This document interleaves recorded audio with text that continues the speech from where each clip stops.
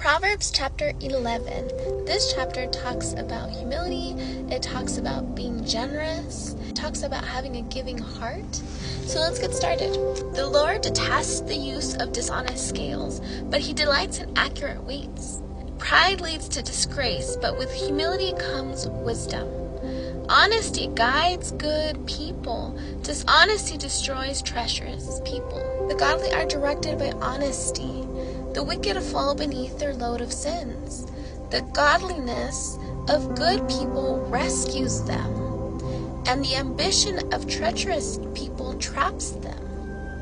When the wicked die, their hopes die with them, for they rely on their own feeble strength. The godly are rescued from trouble, and it falls on the wicked instead.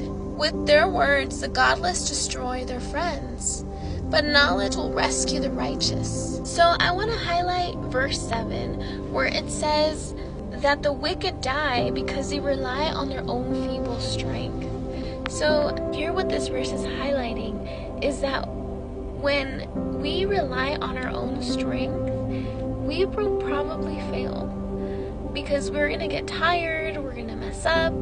But if we put our trust in God and our strength is in Him and our eyes are set on Him, then there's no way to fail. Because when we get tired, then God is made strong in our weaknesses. It's the security of trusting in God and the security of knowing that He will take care of us. And it continues, a gossip goes around telling secrets, but those who are trustworthy can keep a confidence. Without wise leadership, a nation falls. There is safety in having many advisors. Gracious woman gains respect, but ruthless men gain only wealth. Your kindness will reward you, but your cruelty will destroy you. Evil people get rich for the moment, but the reward of the godly will last. Godly people will find life.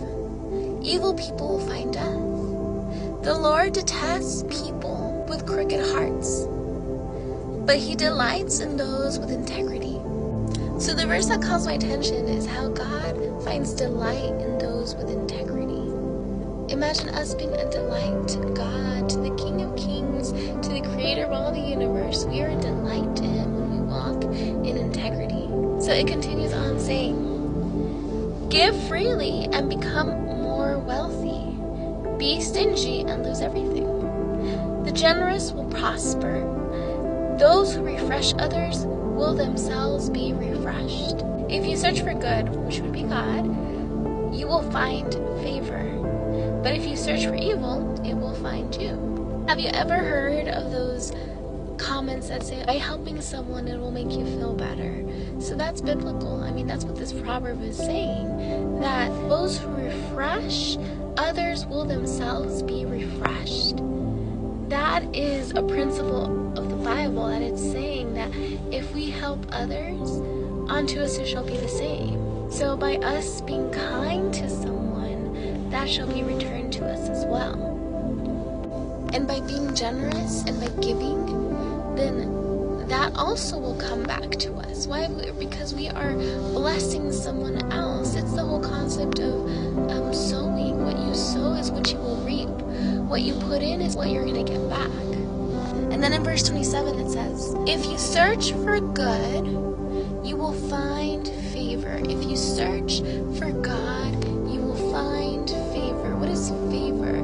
Favor is basically favoritism. Think of favoritism, but a God-given favoritism, where the Lord will bless you, where the Lord will open doors that would probably not be open unless it was by Him, where God will bless you and prosper you just because you are His child. But that verse also says that if you search for evil, it will find you. That means that we need to be careful which doors we're opening in our lives. What areas are we leaving in the open for the enemy to come and attack us? In verse 30, it says that the seeds of good deeds become a tree of life. So imagine us by being good, us by being a blessing to other people, we're now creating a tree of life, a tree of blessing.